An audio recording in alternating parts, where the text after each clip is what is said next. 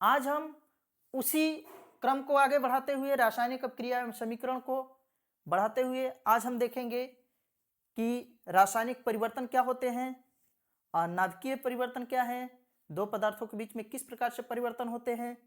तो अगर आपको वीडियो अच्छा लगता है तो आप इस वीडियो को ज़्यादा से ज़्यादा शेयर करें, ज़्यादा से ज़्यादा सब्सक्राइब करें और लाइक करें और कमेंट सेक्शन में हमको बताएं कि वीडियो आपको कैसा लगा। हाँ दोस्तों, एक बात और, अगर आप ज़्यादा से ज़्यादा सब्सक्राइब करना चाहते हैं, शेयर करना चाहते हैं, तो उन लोगों के पास शेयर करें जो स्टूडेंट्स कोचिंग का फीस नहीं दे पाते हैं, या फिर उन स्टूडेंटों को करें जो क्लास में जिन स्टूडेंट्स को अच्छे तरीके से समझ में नहीं आता है। मेरा वीडियो बनाने का मेन पर्पज़ ये है कि कोई भी अगर कमज़ोर छात्र है तो उसको ये वीडियो देखकर कुछ न कुछ ज्ञान मिल सके और उसके पढ़ाई में कुछ न कुछ सुधार हो सके। हम जिस तरह से कोचिंग में या क्लास में पढ़ाते हैं, हम चाहते हैं कि उससे भी अच्छे ढंग से अच्छे तरीके से समझा करके पढ़ा सकें।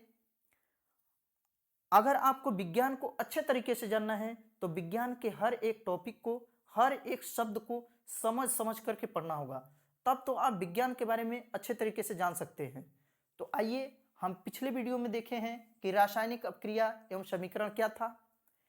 रासायनिक एवं समीकरण के बारे में हम लोगों ने देखा था कि क्रियाएं क्या होती हैं, परिवर्तन क्या होता है और परिवर्तन कितने प्रकार के होते हैं।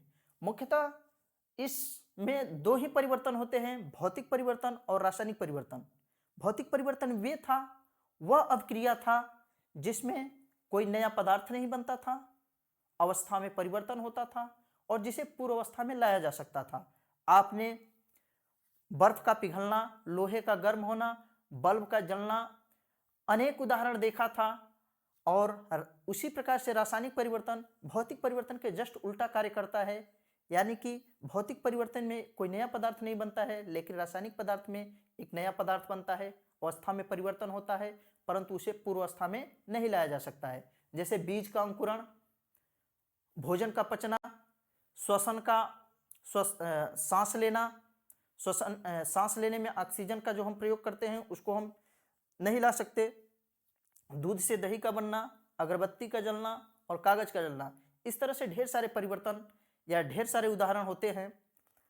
रासायनिक परिवर्तन के लक्षण को बारे में भी हमने देखा था कि हम कैसे पहचान सकते हैं कि किसी भी अपक्रिया में रासायनिक परिवर्तन हो रहा है। जैसे ताप में परिवर्तन हम लोगों ने देखा था, और ऊष्मा का उत्सर्जन देखा था, अवस्था में परिवर्तन और रंग में परिवर्तन। तो आइए इसी चैप्टर से अगला टॉपिक अभिक्रियाएं या क्रियाएं देखते हैं, जो कि हमारा अगला टॉपिक है अभिक्रियाएं।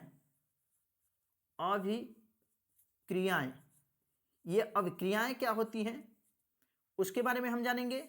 इसको इंग्लिश में रिएक्शंस कहा जाता है, रिएक्शंस, अभिक्रियाएं। ये अभिक्रियाएं क्या होती हैं? देखिए दोस्तों, किसी भी पदार्थ के गुण, संघटन, संरचना में, किसी भी पदार्थ के गुण, संघटन, संरचना में होने वाले परिवर्तन को अभिक्रियाएं कहते हैं। तो डिफिनेशन पहले हम देखते हैं। किसी भी पदार्थ के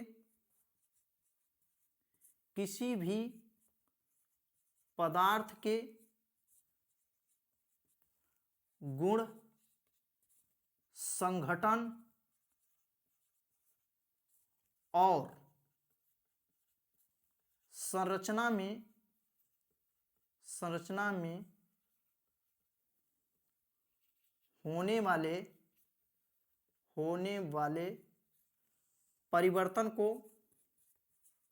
होने वाले परिवर्तन को अभिक्रिया कहते हैं। अभिक्रिया कहते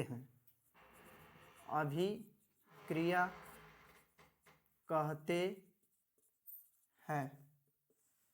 देखिए, अभिक्रियाएं क्या होती हैं? किसी भी पदार्थ के गुण अलग अलग पदार्थों के, जैसे ठोस पदार्थ के गुण अलग होते हैं। विज्ञान में हमने आपसे कहा कि विज्ञान का हर एक शब्द, हर एक टॉपिक को आपको अच्छे तरीके से जानना होगा, तब तो आप विज्ञान के बारे में अच्छे तरीके से जान सकते हैं। जैसे किसी भी पदार्थ के गुण, ऐसा परिवर्तन या ऐसी क्रियाएं जिसमें पदार्थों के गुणों के बारे में हमको पता चले, जैसे ठोस के बारे में, गैस के बारे में, द्रव के बारे में, यानी कि उनके गुण किस तरह से हैं, वे किस तरह से रिएक्शन करते हैं, उनके गुणों के बारे में, और संगठन के बारे में। संगठन का मतलब होता है जुड़ाव, किस प्रकार से वे एक दूसरे से जुड़े रहते हैं, इसके बारे में, और उनमें होने वाली संरचनाओं का अध्ययन अगर हम कर सके तो उसे हम क्या कहते हैं, होने वाले परिवर्तनों का अध्ययन जिसमें किया जाता है उसे हम अभिक्रिया कहते हैं। तो अभिक्रियाएं समझ में आया आपको, उसके संरचना में, यानी कि वह किस प्रकार का संरचना बना रहा है, चतुष्फलकीय बना रहा है कि अष्टफलकीय बना रहा है कि खटकोणीय बना रहा है कि त्रिभुज के आकार का, किस तरह का वो संरचना बना रहा है, उसके बारे में हम पढ़ते हैं अभिक्रियाओं के थ्रू। तो अभिक्रियाएं किस प्रकार की होती हैं, अभिक्रियाएं कितनी होती हैं, उसके बारे में जानते हैं। तो अभिक्रियाएं मुख्यतः दो ही प्रकार की होती हैं। पहला होता है नाभिकीय अभिक्रिया और दूसरा होता है रासायनिक अभिक्रिया। नाभिकीय अभिक्रिया वह अभिक्रिया जिसमें परमाणु के नाभिक भाग लेते हैं। एक नाभिकीय अभिक्रिया में परमाणु के नाभिक भाग लेते हैं और जिसके कारण उनका स्वरूप बदल जाता है, अर्थात एक प्रकार का परमाणु दूसरे प्रकार के परमाणु में बदल जाता है, तो उसे हम कहते हैं कि वहां नाभिकीय अभिक्रिया हुआ है। तो पहला हमारा जो अभिक्रिया है वो है नाभिकीय अभिक्रिया। नाभिकीय अभिक्रिया, नाभिकीय अभिक्रिया, इसको इंग्लिश में न्यूक्लियर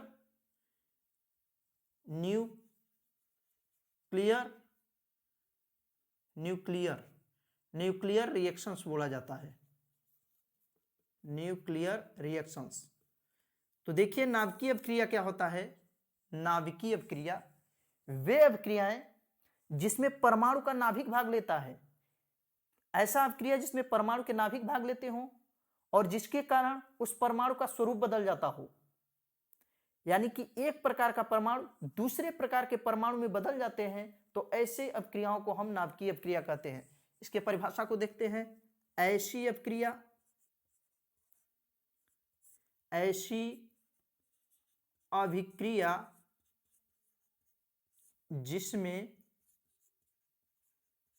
जिसमें परमाणु के नाभिक भाग लेते हैं, परमाणु के नाभिक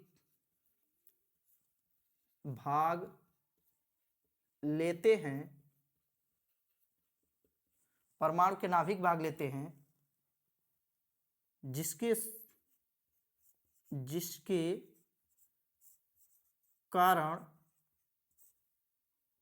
परमाणु का स्वरूप बदल जाता है, परमाणु का स्वरूप बदल जाता है। अर्थात एक प्रकार का परमाणु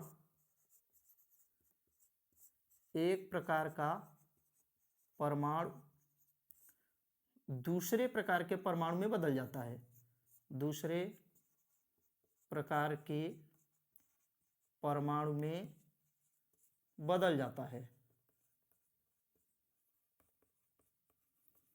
देखिए दोस्तों, नाभिकीय अभिक्रिया क्या है। ऐसी अभिक्रियाएं जिसमें एक परमाणु का नाभिक, जिसमें परमाणु के नाभिक भाग लेते हैं, ऐसी अभिक्रियाएं जिसमें परमाणु के नाभिक, परमाणु नहीं परमाणु के नाभिक भाग लेते हों, जिसके कारण परमाणु का स्वरूप ही बदल जाता है। यानी कि एक प्रकार का परमाणु, दो परमाणु के नाभिक अगर भाग लेंगे किसी भी रासायनिक अभिक्रिया में, तो एक प्रकार का परमाणु दूसरे प्रकार के परमाणु में बदल जाते हैं, तो ऐसी अभिक्रियाओं को नाभिकीय अभिक्रिया कहा जाता है। ये अभिक्रिया आप क्लास 12th और 11th में जाकर के पढ़ेंगे, तो इससे हमको ज्यादा रिलेटेड कुछ नहीं पढ़ना है, ये जानना है कि नाभिकीय अभिक्रिया होता क्या है। ऐसी अभिक्रियाएं जिसमें परमाणु के नाभिक किसी भी रासायनिक अभिक्रिया में भाग लेते हैं, जिसके कारण उसका स्वरूप बदल जाता है, यानी कि एक प्रकार का परमाणु दूसरे प्रकार के परमाणु में बदल जाते हैं, तो ऐसी अभिक्रियाओं को हम नाभिकीय अभिक्रिया कहते हैं। दूसरा जो हमारा अभिक्रिया होता है वह होता है रासायनिक अभिक्रिया। तो आइए देखते हैं कि रासायनिक अभिक्रिया होता क्या है। रासायनिक अभिक्रिया और रासायनिक समीकरण, हमको इसमें मेन चीज पढ़ना है, रासायनिक अभिक्रिया एवं समीकरण। तो देखिए रासायनिक अभिक्रिया, रासायनिक अभिक्रिया। दूसरा जो अभिक्रिया होती है हमारा वो होता है रासायनिक अभिक्रिया। इसको इंग्लिश में केमिकल रिएक्शन कहा जाता है। रिएक्शन, केमिकल रिएक्शन, रासायनिक अपक्रिया। रासायनिक अपक्रिया क्या है? वह पदार्थ जिसमें दो या दो से अधिक परमाणु आपस में क्रिया करके एक या एक से अधिक परमाणुओं का या एक या एक से अधिक उत्पादों का निर्माण करते हैं, तो उसे हम रासायनिक अपक्रिया कहते हैं। देखिए, परिभाषा और एग्जाम्पल के माध्यम से हम आपको समझाने की कोशिश कर रहे हैं कि रासायनिक अपक्रिया आखिर होता क्या है। वह अभिक्रिया जिसमें दो या दो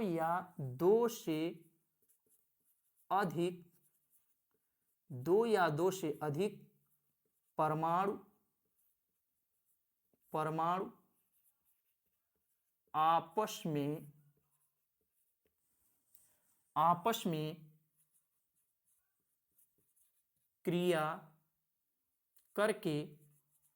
आपस में क्रिया करके एक या एक से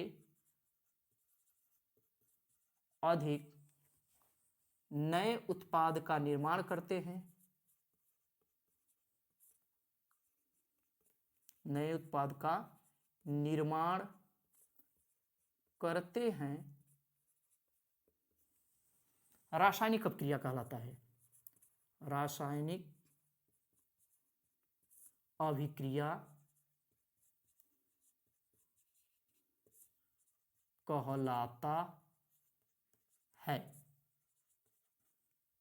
रासायनिक अपक्रिया कहलाता है।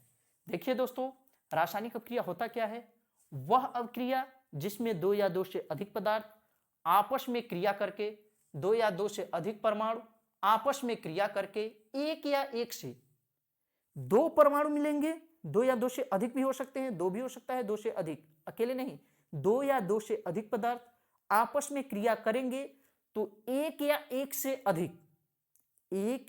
से अधिक नए उत्पाद का निर्माण करते हैं, तो ऐसी अपक्रिया को हम रासायनिक अपक्रिया कहते हैं।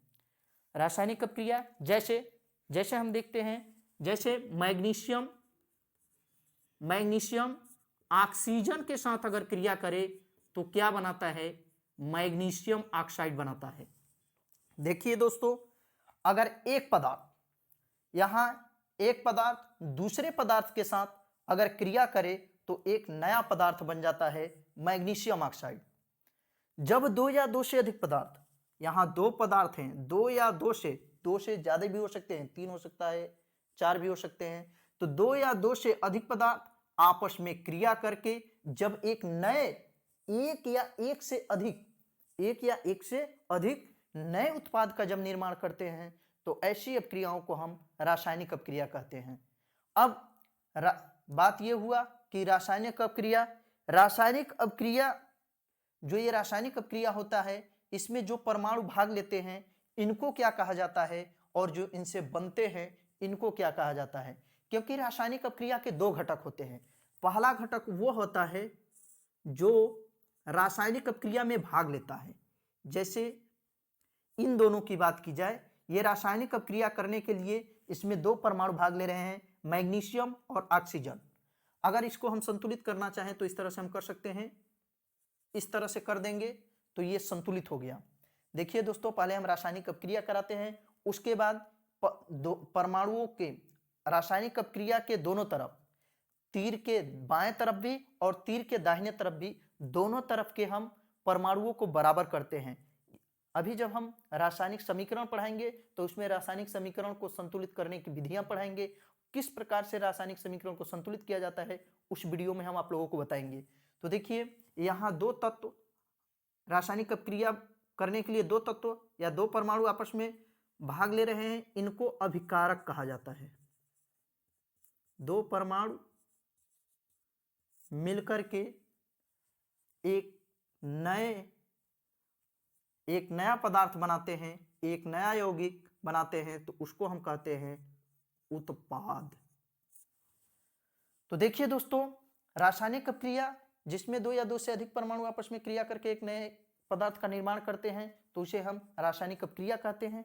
रासायनिक अपक्रिया में जो परमाणु भाग लेते हैं, रासायनिक अपक्रिया करने के लिए जो परमाणु भाग लेंगे, जैसे हम मैग्नीशियम और ऑक्सीजन भाग लिए हैं दो परमाणु, तो जो परमाणु रासायनिक अपक्रिया करने के लिए भाग लेते हैं उनको हम अभिकारक कहते हैं, और इनके फल स्वरूप जो प्राप्त होता है उनको हम उत्पाद कहते हैं, यानी कि प्रोडक्ट कहते हैं। इसको रिएक्टेंट कहा जाता है और इसको प्रोडक्ट कहा जाता है।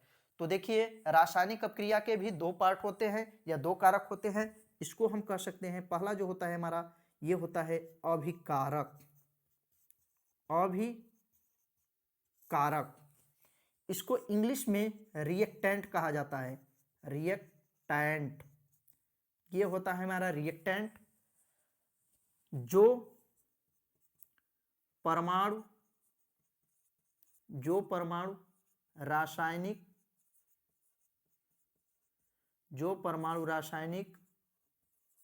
अभिक्रिया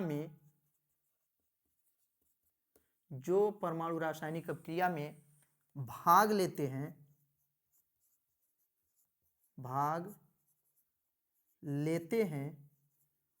उन्हें अभिकारक कहा जाता है।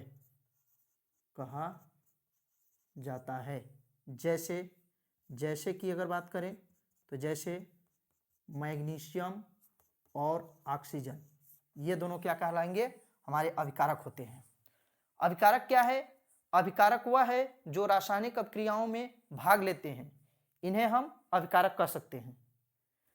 रासायनिक अपक्रिया के दो पार्ट होते हैं, पहला होता है रासायनिक अभिकारक और दूसरा होता है उत्पाद। रासायनिक अपक्रिया में जो परमाणु आपस में क्रिया करते हैं उन्हें अभिकारक कहते हैं, और इनके क्रिया के फल स्वरूप जो हमें प्राप्त होता है वह उत्पाद कहलाता है। तो देखिए, उत्पाद के भी हम उदाहरण को समझाने की कोशिश करते हैं, उसका भी परिभाषा को बताने की कोशिश करते हैं। उत्पाद क्या होता है? उत्पाद मीन्स प्रोडक्ट। प्रोडक्ट जो होता है वो क्या होता है? अभिकारक के फलस्वरूप, अभिकारक के क्रिया के फलस्वरूप, अभिकारक के क्रिया के फल स्वरूप जो नया पदार्थ बनता है उसे